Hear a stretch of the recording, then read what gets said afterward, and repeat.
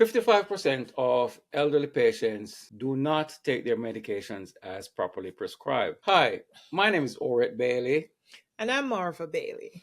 and today we're going to talk about medication management, how to properly medicate. This problem is a major problem with seniors who, for one reason or another, do not properly take their medication and can lead to either not taking or over medication, and it leads to hospitalization or death. And so we want to provide some tips today of how to ensure that your senior loved one is properly taking their medication. How many times have you gone to visit your parents, your loved ones, elderly loved ones, and found pills on the floor, medication box still unused, and have a concern as to how your parents are taking their meds? But also, a lot of times what we see is a senior will go to their physician, they will be prescribed new medication, and as a child you come home, you see some old stuff, some new medication, you're not sure which is which, and it seems like they're taking everything. Or they get the prescription and they don't even fill it. Right. No one to get to the pharmacy to pick up the medications that they need. Right. And after a while, they end up with this massive Ziploc bag of just meds. Right. You right. go in, no understanding, no sense of what they should be taking, what the doctor has stopped, and it can be a mess. Right. And then the other thing too is that they may be out of one medication, and just to get it refilled is a challenge. And so it leads to an issue of not properly taking medication, and then that seriously impacts the person's health. It is serious. It can lead to hospitalization or even death. Yes. What can we do about it? The first thing you can do to properly ensure that your senior loved one medication is managed properly is to talk with his or her doctor to clarify which medication they're on, right? Yeah, that's critical because especially if there's been a hospitalization or most often medications will change. The doctor will say, stop taking this. Mom may not remember. She's used to taking this particular medication. So it's good to have an advocate. Just go in, get a clear list. What are the current medications? You mentioned clarifying with the physician which medication they're on. And that's a good thing also to have a rhythm of following up with the physician so many times each year to ensure that you know exactly which medication they're supposed to be on that particular point, because it changes based on their particular needs and based on what their physician prescribes. That's a great place to start, so you know what they're taking and how they should be taking it, which is another important point. Right. So that's the first thing. The second thing that follows from that is making a list. Yes. And the key is not just to make a list. Each medication, there's medication interaction. There's some medication that must be taken in the morning, some that you should take before meals, after meals, or with meals, that sort of thing. So one of the things we do when we go in, even for an assessment, is have a medication list, when they're to take it, but a section for notes. Right. Take with meals, do not take with orange juice, something like that. Take first thing in the morning or take at bedtime. And those are some of the things that are helpful to clarify, not just a list of medication, but what you take in the morning, what do you take lunchtime, what do you take at supper time, what do you take at bedtime? And any other particular notes that's there. And part of that is also making a list. If your senior loved one is alone, is making that list accessible to them. And it may be printing it in large font where they can read it, but also having it at a place or places where they will see those reminders for what they take and how they take it, so there's no question about it. And then the other thing with a list is that updating that list several times a year. So each time they have a visit with their physician, is take a quick look at the list and ensure that it's up to date. And if there are medications that are not continued, then have a plan to have those removed immediately, so there is no confusion for your loved one. And that leads into creating a schedule. And you have the basic pill box, which is quite useful in just an idea of a reminder, just a physical reminder that's there. But sometimes it doesn't work. I've seen just recently came across a situation, someone whom they had critical meds that's critical to their health and well-being that must be taken a certain time.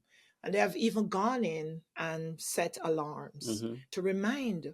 But sometimes, especially if there's dementia involved, the alarm will go unheeded. Sometimes, loved ones will even call in to say, remember to take your meds. But no, there's amazing technology out there, just reminders, pill box that talk to you. And so, whatever, just explore multiple options out there and whatever it takes. And sometimes, if it's just a call to remind them, hey, it's 11 o'clock, take your meds. Because this can really lead to just adverse effects. And you mentioned technology. There are amazing things that will even just, once it's set up, dispense at the appropriate time the exact medication that is needed to be taken. And that's so helpful in keeping things on track. There's also a pill pack where the pharmacist will pre-package medication and all they need to do is tear off that particular pack for that time of day and it's already done for them. So that's another option to consider. And this schedule works along with the list. We mentioned a bit earlier of having instructions be largely printed out if needed. So that's another way to work that with the schedule so that they're taking their medication consistently and properly. We titled it Medication Management. As a home care agency, we are not eligible to do medication management per se, as because we are non-medical.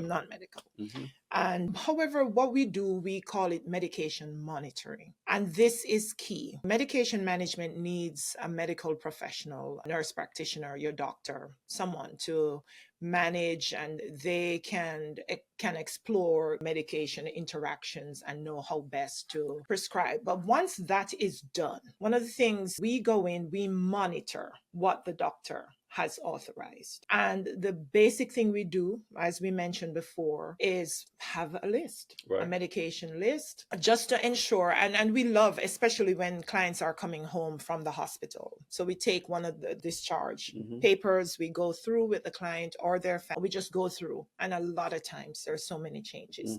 So many times they have not called in the prescription that they need that night, whether for pain or for something like that. And so we grab that list first thing, we review it and ensure they have all the meds that they need for that day. We go through it with the client or with their family.